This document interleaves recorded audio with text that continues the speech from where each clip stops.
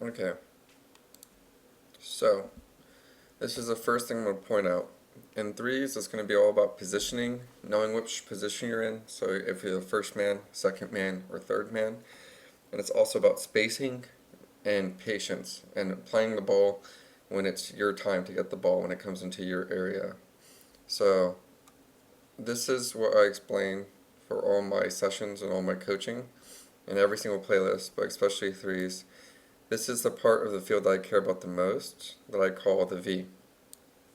And it's if you just connect the boost pads from the starting of the goal, it leads to the side boost. And at the ends of the side boost, there's a diamond if you connect these four. So this, to me, is the most important part of the field to take care of and to protect and to challenge. So anything coming inside the diamond or towards the V, I care about a lot, and I want to be positioned so that I can be facing forward and being ready for those balls and being able to challenge every single time it comes into that area. Now, this means two things. I care about the V and the diamond, and the area that I don't care about is going to be anywhere from, or it's not that I don't care about it, I don't prioritize, from the side boost to the post. So that means everything out here is an optional ball to go for. If there's a ball coming down the wall like so, and you're positioned in a good position, if you have time and space and they're not chasing after it and you're the last man and you're able to round out your approach and make a good hit, then by all means, do it. But if that ball is going down the line and they're right on the ball with it and you're the last man, I don't expect you to challenge it immediately and pinch it along the side because that's not going to do anything. I'd rather you come back towards the net or and get inside the net behind the line or challenge the front post because everything that comes on the outside has to come back in no matter which way it's coming from. So as long as we're in a position to where we can challenge it as soon as it comes back into the area that we care about, that's what's most important to me. So on defense, it's going to look something like this, where let's say they have the ball, they're coming down the line, and they have it like this. They have the ball down here, they have a second man, and they have a third man. I expect the first man to challenge the ball, but not from any angle. I want him to challenge it from the V, ideally. So the first man, I want him to challenge from one of these spots so that he can always round out his approach and be able to hit this ball going forward. So the first man's challenging the ball from the front post going forward. The third man is playing behind the line, inside the net, facing where the ball is. I don't expect the third man to move at all until the ball comes into the area that we care about. So if it's coming short front post and they're following it, then you can make an easy challenge. But if that ball is coming across the front post, let's say it bounces off this corner, I want you to be able to dictate whether you have any pressure or not. So you should be able to have full vision of the field. And if they're not following this ball, then take your time, go for a bounce hit, and clear it into the area where they're not there. That's why I don't like back post rotation, because I feel like the back post rotation limits your clearing. You can only clear it back to your own side. But if you're able to actually set up behind the line, you have options and you have vision, and you can actively choose where you want to clear it. So again, we have the first man pressuring the ball from the front post or from the V, the third man behind the line, and the second man is it's a little confusing, but it makes sense. The back of the diamond is right here. That's the base of the diamond. There's a little, or the back of the V is right there, if you see it like this.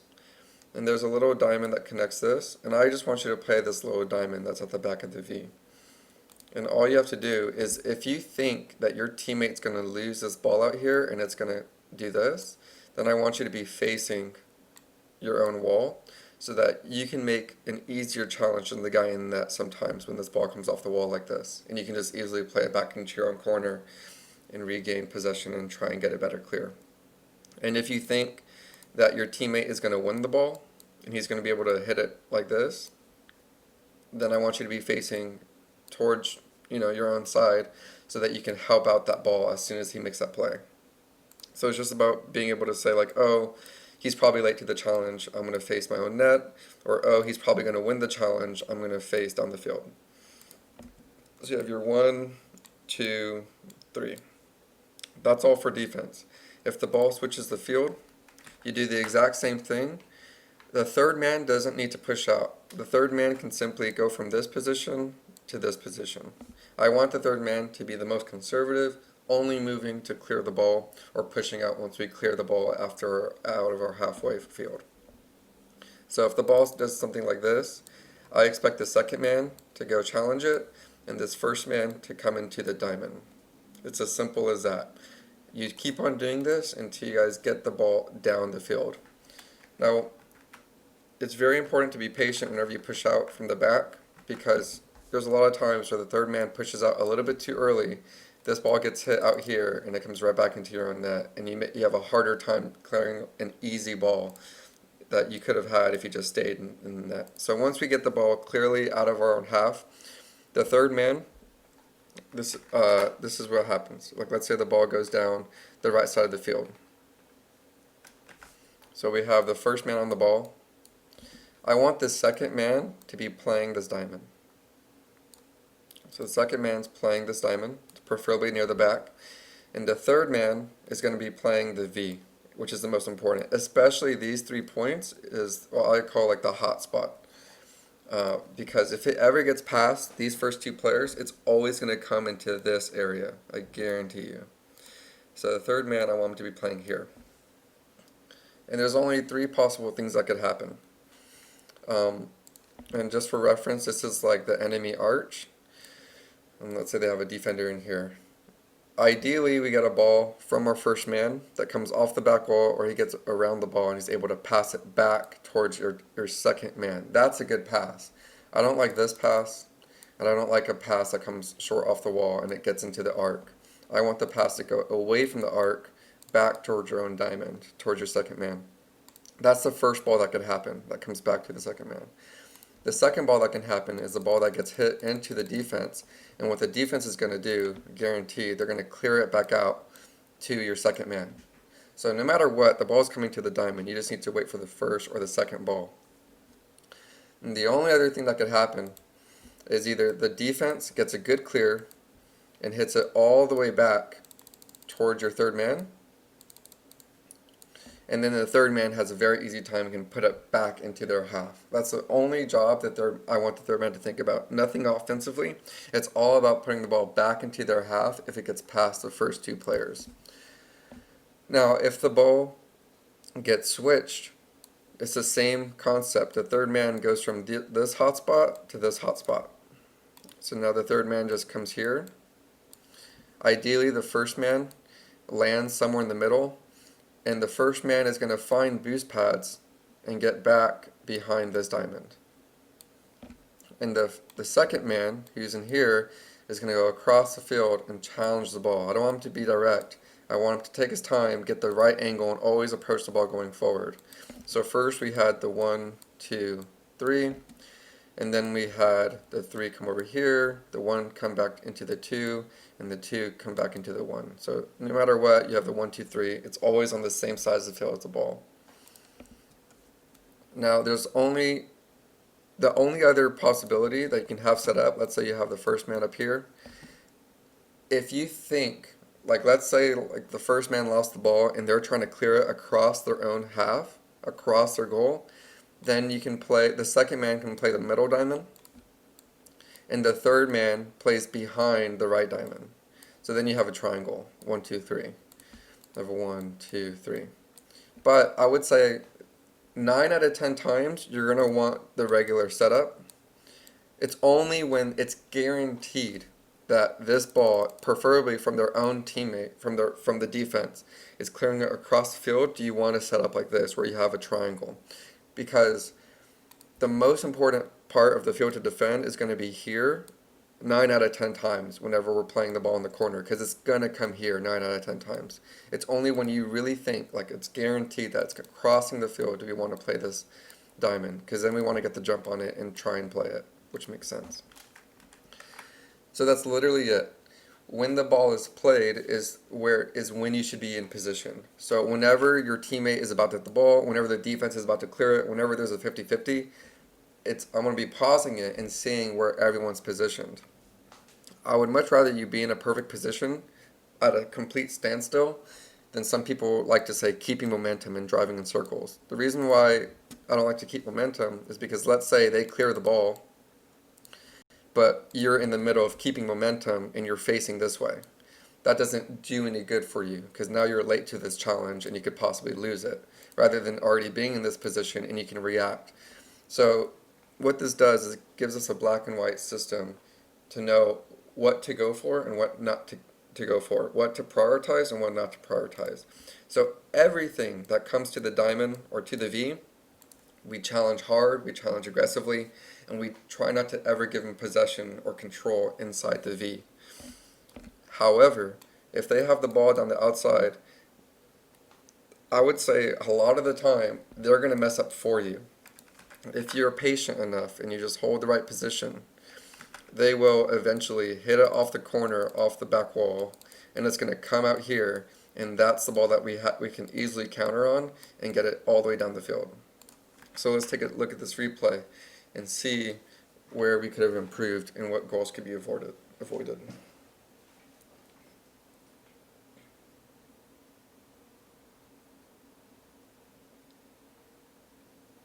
So notice how when this ball is played, we have Carry Me facing backwards. Ideally, Carry Me would already be back here facing forward. So this same ball becomes way easier to control and we can already start a counter. And that's the idea. If you're in position early, you make the game a lot simpler.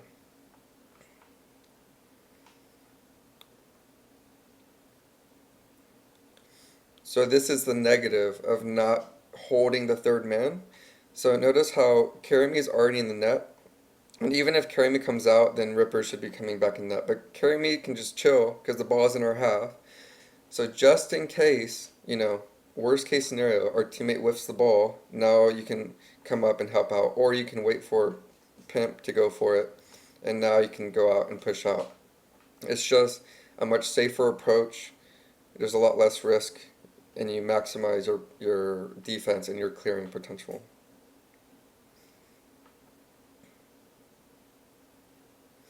So notice how this is ideally a really easy ball to handle. I mean, if you look at his shot, it's nothing special. But because we're just getting into position and we have two people in the same spot, there's a lot of confusion, there's bad angles to go for, and we're not able to get the clear. So what we want to look for is when Carry Me goes for this ball, Ripper, that whole thing about coming back, as soon as you land, you never want to come back into your own corner. What I always say is you grab the mid boost and you grab 3 for free. You cut the corner, grab 3 for free. And all that means is as soon as you touch the mid boost, whether it's there or not, you cut the corner and you grab 1, 2, 3 boost pads. So you get 36 boost and you let your teammate who's already in this position allow him to work in this area, which is no longer your area. You want to just get behind him, get back into the goal as quickly as you can, ideally on boost pads. So no matter what, whether you grab the 100 or not, you can always get 36 boost and get back into the net. So ideally we have Ripper cut the corner and come down here.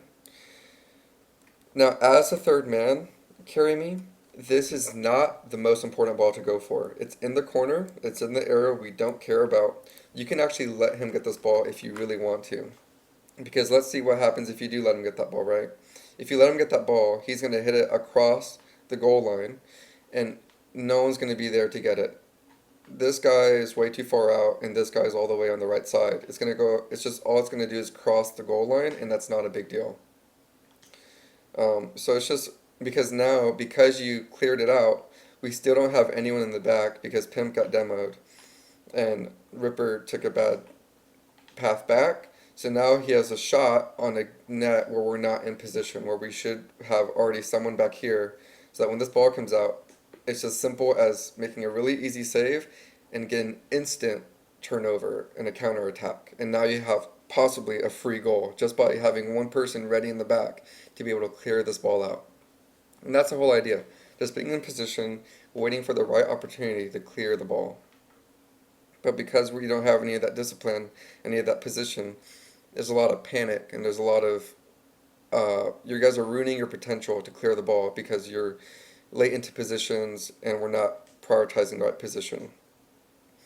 So, for example, right here, as Pimp is the last man back, again, instead of facing here, we can just fix this by coming back here behind the line facing forward.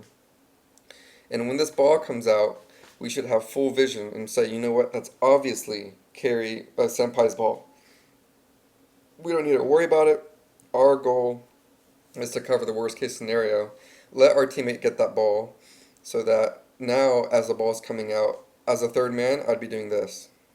And I'd be holding this position because look what's going to happen. As the ball comes out, it comes right to the hot spot. And now you're able to clear the ball and possibly put a shot on it. This is why the V is so important.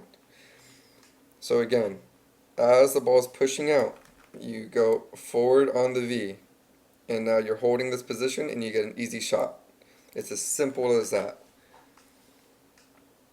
So this and you're going to see, this is within the first 30 seconds. We could have got 2 goals already, or at least 2 better opportunities to shoot, just by following the V, holding the position as a third man, waiting for the second ball, because the first ball came from our teammate, it's in the arc. This is the second ball coming from the defense, and it comes right off the wall, right to the V, and we can get a really easy chance on net. And this is what I want you guys to be able to see. And notice how we don't have anyone there, and that's what makes you guys lose opportunities. This is why you lose opportunities to score and why you get scored on is because we don't have the diamond and the V covered.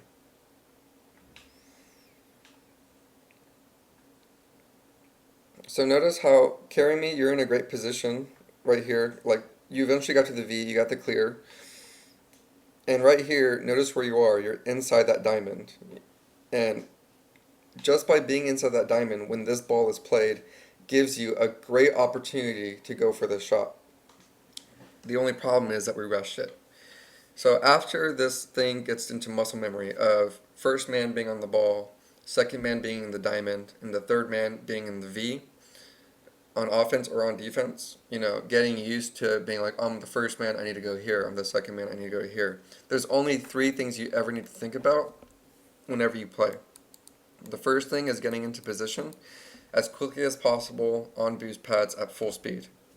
The second thing is to wait for the ball or the opportunity. So I like to say, wait for the ball to come towards you. That's the ball that you want to go for. It should be obvious that it's your turn to go for the ball because the ball is coming to you.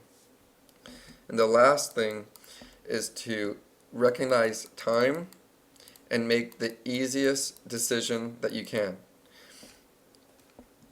This being kind of the most important, it's kind of like the glue that holds everything together. Because you could have the first 2 perfect, but if you're not capitalizing on the opportunity, then there's really no point in getting in position in the first place. So for example, right here, when we clear the ball,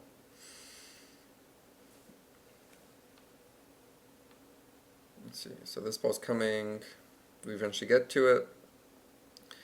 Right here, we're in the right position. This is the right ball to go for, but you gotta recognize what's going on. This guy's facing backwards. This guy just hit the ball, which means you have so much time, which means that you can literally wait this whole time and go for a shot on the ground. That's what I mean by recognizing time and making the simplest decision possible, or going for an aerial at a much lower angle.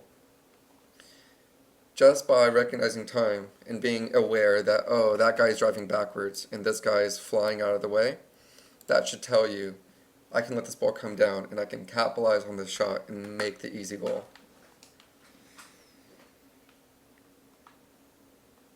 So notice how, let's see. So because the third man is pushed up, we're all in this area. Which means if this ball leaves the yellow line, we're all facing back and we're all having to chase it back behind us, which is not ideal. this, even though it worked out, we didn't need all three people there, right? Ideally, I would rather have Pimp come out here to the diamond and carry me come all the way back out to the V.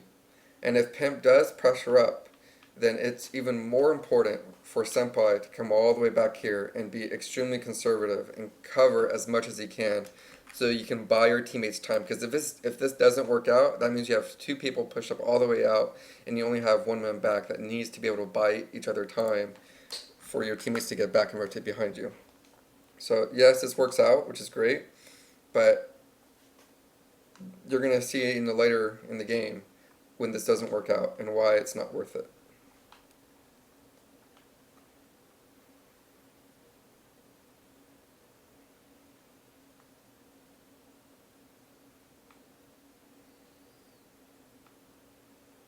So just for future reference, on kickoff, who was ever the third man, I really like the third man to play this diamond. So what I mean by that, I don't care if the second man, if this guy goes for boost, that's fine. But the third man, I ideally want him to have control inside this diamond to cover all bases. If you grab these two boost pads, you have around 60 boost, which is more than enough to challenge anything in the air. So as a third man, what I like to do when this ball gets played, I grab this, and I wait so that if this ball ever happens, I'm up, and I can go for this ball, and I can go for the shot immediately with 60 boost. So it just really helps out for those instant challenges that come off of kickoff, whether it comes off the sidewall or comes off the defense. Just by having this guy hold the center, you have a lot more options to your at your disposal to be able to go for these opportunities. Just a little tip for the third man.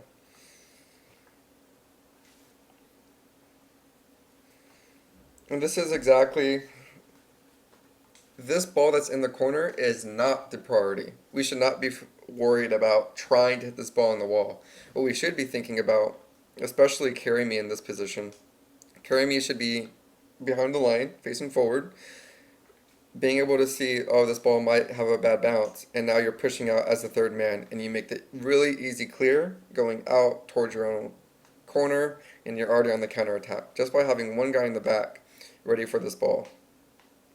So when this ball is hit, Karami comes back here, we say, okay, where's it going to happen? Now we can push out and get an easy clear, possibly even a shot over, because this guy's so far pushed up that if you're already here, then you have a free shot on the net. But because we're not protecting it, and because we give them control inside the V, they get a free shot, which is the whole point. If you give them control inside the V, you give them these touches, you guys are going to get scored on more often than not.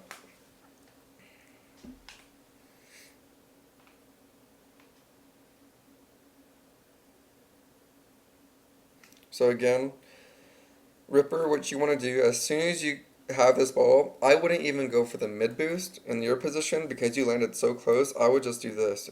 Grab 48 boost and be happy with that and get into the net at full speed. That automatically would fix a lot of the issues down here. I would not push out Pimp at all. You're the third man. Ripper's rotating back. You should be able to see that. So then you should be able to just wait here so that when this ball happens, you're still chilling. Ripper ideally would already be in the back here and be coming at it out here.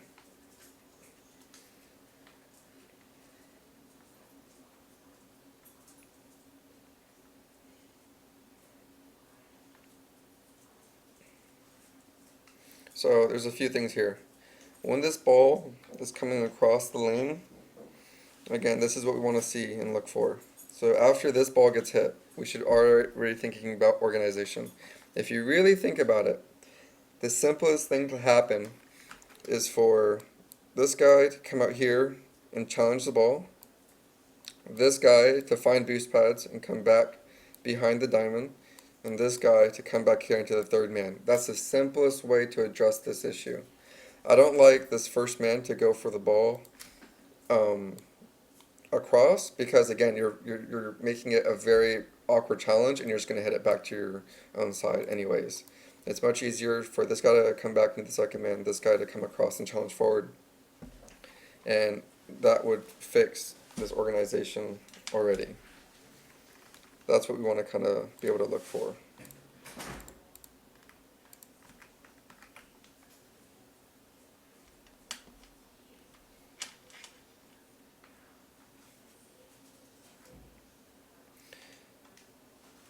So again, we want to not care about this ball on the wall at all. We have no one in the back facing forward, and that makes this clear a lot harder, and which is why we have two people committing. We don't need that at all. So when this ball is coming down the line, Ripper as a third man, you should be able to come down the center, let him have that ball, so that when this ball comes off the wall, you're here and you get an easy clear. There's no chance that this guy can get a touch on it, and we're already going the other way. Again, Pimp, you're coming out way too early, and you're giving away the protection of the net.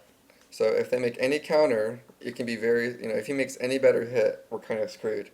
So you don't need to be there. You just need to hold this position, be extremely patient, and I would wait. Then now he hits it, now I push up. Now I'm here. I wouldn't go for this ball because it's not worth it. Look how close it is. The ball's not coming towards you. You have two people in the net. If you don't get a good 50 here, you get screwed. And unfortunately, because we went for that challenge, it puts us in a very, very awkward position that makes it very hard to kind of defend. And we don't need to make it that difficult. So all that needs to happen is the third man slowly pushes up. I'd be here. I would let them have this ball because I know that I need to buy my teammates time. So just by letting him have that touch, he doesn't have a good touch right there. It's probably going to do something like this. And then you can intercept and cut this guy off and get a shot. Let it come to you. We don't need to rush it.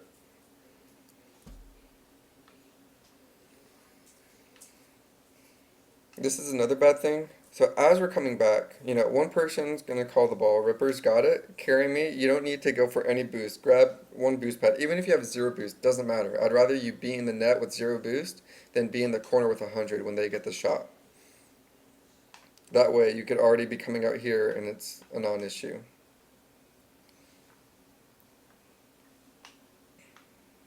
And this is another thing, Ripper. We don't need to actually go for it. The great thing about the V is that it's on boost pads. So if you were in the net, or even if you landed right there, you could easily turn around, grab 12, 24, 36 boost, and now you're in a perfect position so that when this ball comes out with 36 boost, you can get a shot right here. You can let it come all the way to the ground and just let it hit the ground and go for an open shot. If you can just bang it on the back wall enough times, you will get a goal, which is the whole idea. So instead of going for the corner boost and then being put out of position because you're approaching it from this angle coming backwards, we could have had 36 boost already, let this ball come on the ground and go for the same shot. So that just shows you how efficient the V is. Nice shot anyways, but again, it could have been a lot easier.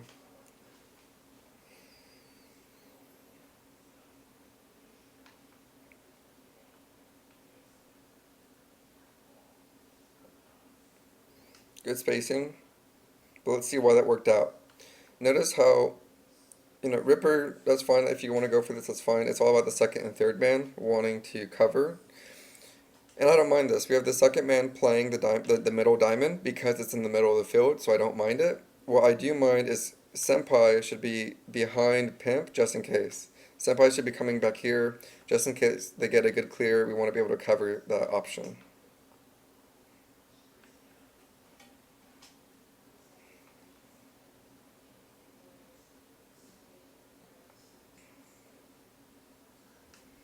Again, just as the third man holding the middle diamond, this again covers that too, right?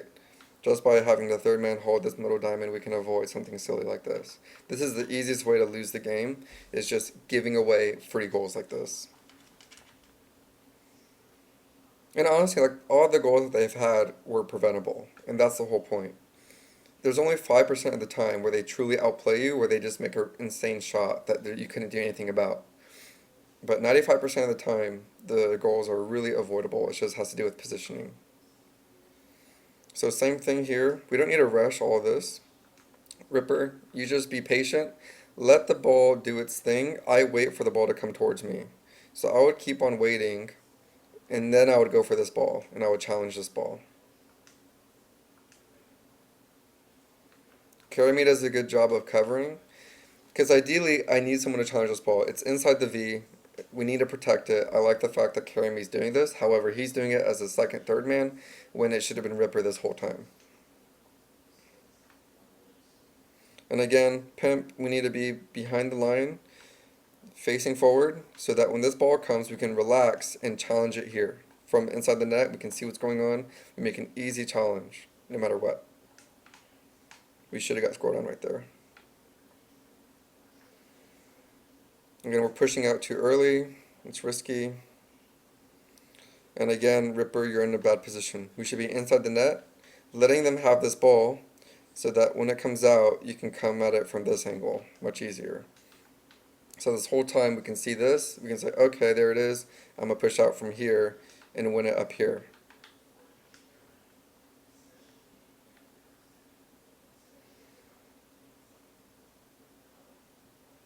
Again, Carry me, notice how we're not behind the line and it ruins our chance to clear it. If we're behind the line, waiting for the ball, we can let this bounce off, and then we can tell Ripper not to go for it, because then Carry me can get a really easy clear.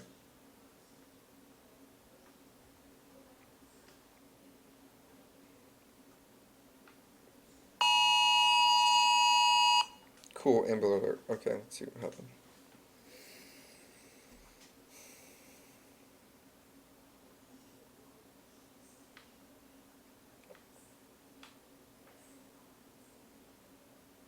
So with this much time and space, you should be going for a bounce hit. And your teammates should be telling you you have time and you need to go for a bounce hit. Bounces are the best clear in the game. You need to go for them whenever you have time. It would make this ball a lot better to go down the field rather than just hitting it on the ground.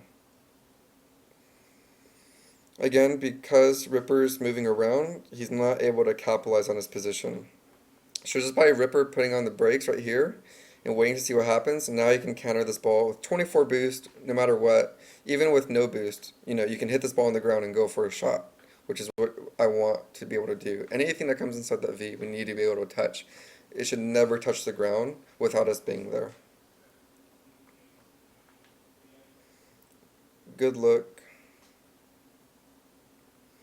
Double commit. We just need some communication.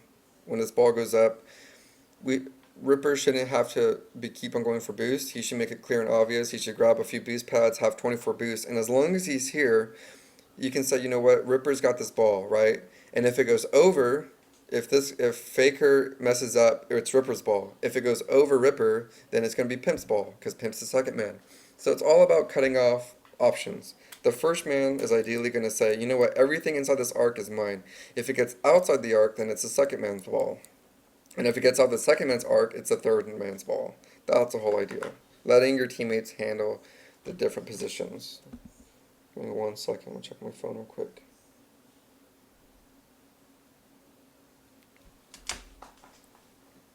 Okay. And again, this is where not having the third man set up really pains you, because now you're challenging it at a very awkward angle when you don't need to, and we're all having to come back again. So again, Pimp should have been back here, Ripper should have been up front, and even if Pimp goes for it, then Ripper, you should hold the second man. Then you can say, you know what, if it gets over Pimp, Ripper's got it. Senpai should be the most aware of his teammates. If I ever see this, I'm immediately coming back to my own net, letting them have the ball along this outside, and then if that ball is free, I can go for it, and if it's not, I can just hold the net and just be patient. I would be patient, patient, patient. I would let my teammates go for it. I would wait, wait, wait, and then I would slowly start pushing out. And then when this ball comes, I would say, okay, now it's mine as a third man. So I don't mind Pimp going for this, but again, let's see what should have happened in this exact scenario from all of us back here and how we should organize this. Carry me's got the ball, that's fine. Pimp should be grabbing 1, 2, 3 and holding this position. So imagine Pimp's on the yellow line, Ripper should be in red, grabbing 1 whatever, holding this position. When this ball is when that ball is touched, Pimp should be at the yellow line and Ripper should be at the red line. If Pimp is at the yellow line, look how much of an easier angle he'll have at approaching it. He would have already been in that position and he could have probably beat him to that challenge. Even if he didn't beat him to the challenge, as the ball is played, Ripper should be pushing up, and when this ball is hit, he should have a free hit right here. Ripper should be able to say, oh, I got it, got it, got it, and get a free, really big hit somewhere on the net, on the back wall.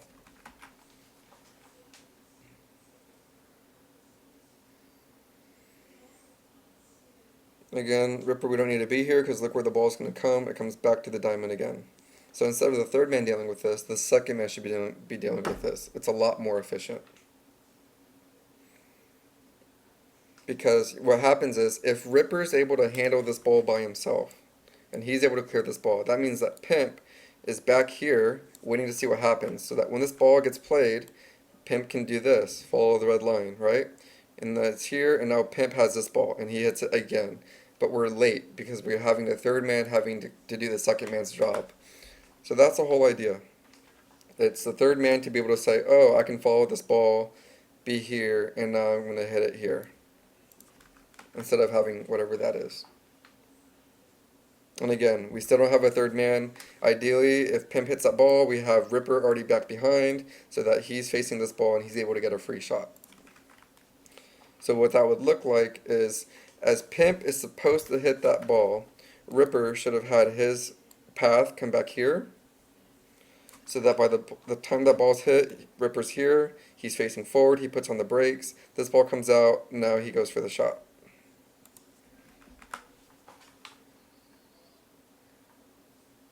Again, organization, we're all covering the same side. Ripper should be all the way back here. Karami's in a good position. Ripper should be in the back. This is Ripper. I would be back here, chilling, so that when this ball comes, now I get a free ball. You see how that works? Just by holding on back here, being real patient, letting the ball come to us, it's eventually going to come right to us, and now I can hit the ball.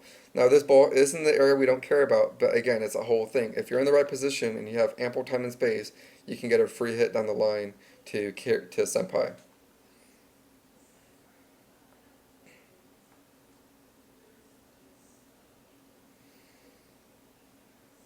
So this is, again, Senpai can play the second man in the diamond, that's fine. Ripper needs to be aware of this and come all the way back here again.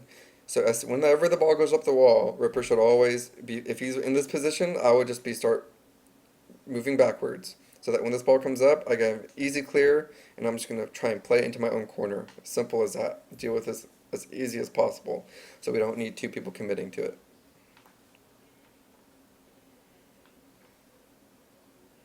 Again, Karami, instead of playing the center, we should be playing the diamond. And Ripper should be all the way back here inside the V, which he is. But notice that when this ball is played, we're all in very awkward positions, which makes this ball hard to get. So instead of this happening, what should be happening is Senpai should be here, and he should be waiting.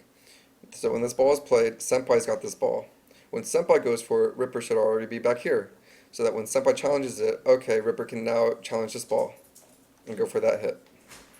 And Pimp should be rotating back all the way, and he should be already in net.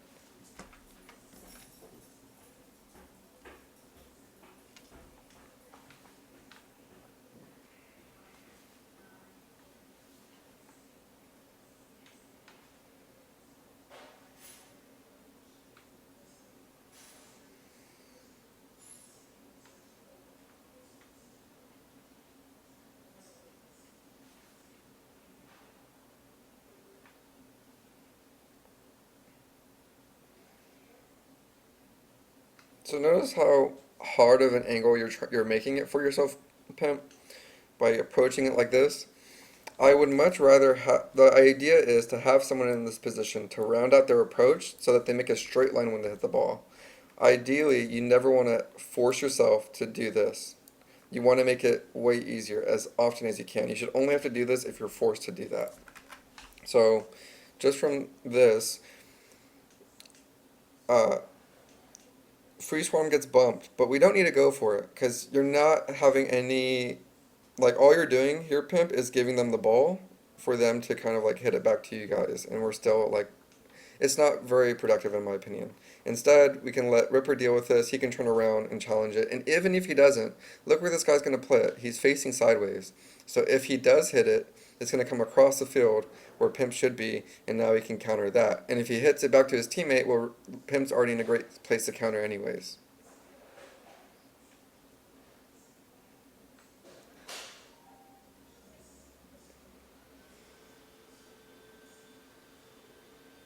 So notice how we almost have a good setup right here, but if Pimp would stay in this position, it would have been perfect. But when this ball is hit, look how far he's pushed up. He's pushed up all the way behind the diamond where the second man should be. So now when this ball gets hit, we have that same situation of it feeling really awkward. Ideally, Pimp would be back here so that when this ball is played, I would, as Pimp, if I had boost, I would challenge it and I would go for it here because I would know that this guy's in an awkward position to go for it. And you can get an easy counter. If I didn't have boost, then I would back up, give him that ball, and then I would challenge it here. So either option works, whether it's the first ball or the second ball. We just need to block angles. And that's why we get scored on.